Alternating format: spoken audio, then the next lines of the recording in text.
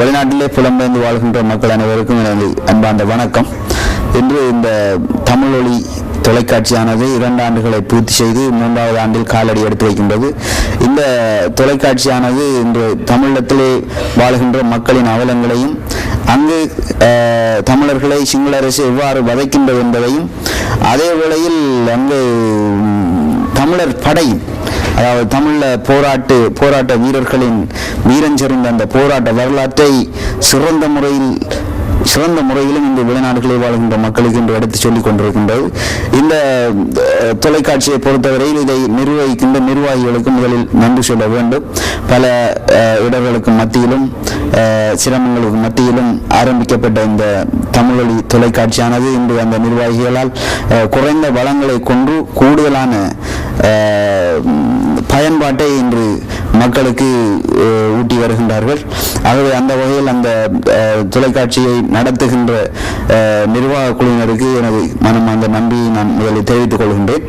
அது மட்டுமல்ல, இந்த எதிரியால் மேற்கொள்ளப்படுகின்ற தவறான பிரச்சாரங்கள் ஆரம்ப காலங்களில் சந்திரியா அரசாங்கம் இருந்த காலங்களில் கதிர்காமரால் நிறைய பிரச்சாரங்கள் இந்த வெளிநாடுகளில் எடுத்து சொல்லப்பட்டு கொண்டிருந்தது.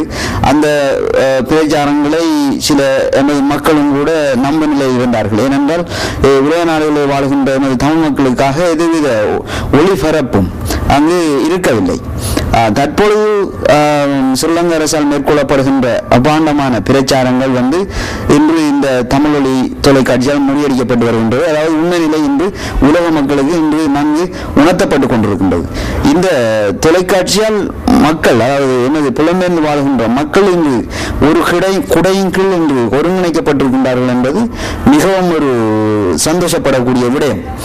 ஆகவே இந்த தொலைக்காட்சியை மேலும் மேலும் எமது மக்கள் அனைவரும் பயன்பெறக்கூடிய விதத்தில் சிறந்த முறையில், அது எமது தமிழ் போராட்ட வரலாற்றை சிறந்த முறையில், அங்குள்ள வீரஞ்செறிந்த வரலாற்றை சிறந்த முறையில் எடுத்துச் சொல்ல வேண்டும் என்பதை அந்த நிர்வாகிகளுக்கு நான் கேட்டுக்கொள்வதோடு, அனைத்து மக்களும் இந்த தமிழொலி தொலைக்காட்சியை பார்க்க வேண்டும் கண்டிப்பாக. ஏனென்றால் இன்று எமது மக்களிடையே நிலவுகின்ற உண்மை நிலை, இன்று உலகத்தில் வாழ்கின்ற மக்களுக்கு இந்த தமிழொலி தொலைக்காட்சியினால் சிறந்த முறையில் எடுத்துக் கொள்ளப்படுகின்றது. ஆகவே அனைத்து மக்களும் தவறாக இந்த தமிழொலி தொலைக்காட்சியை பார்த்து எனது உணர்வீட்டு இந்த போராட்டத்தின் வரலாறை நாளும் பொழுதும் பார்த்து இன்று உணர்வு பெற வேண்டும் என்பதையும், அதே வேளையில் இன்று களத்திலே நின்று சாதனை படைத்து வருகின்ற எங்கள் தலைவர், தேசிய தலைவரை பற்றி இன்று இந்த தமிழொலி வானொலி சிறந்த முறையில், அதாவது தமிழொலி தொலைக்காட்சி சிறந்த முறையில் இன்று எடுத்து தெளிவாக்கி கொண்டிருக்கின்றது.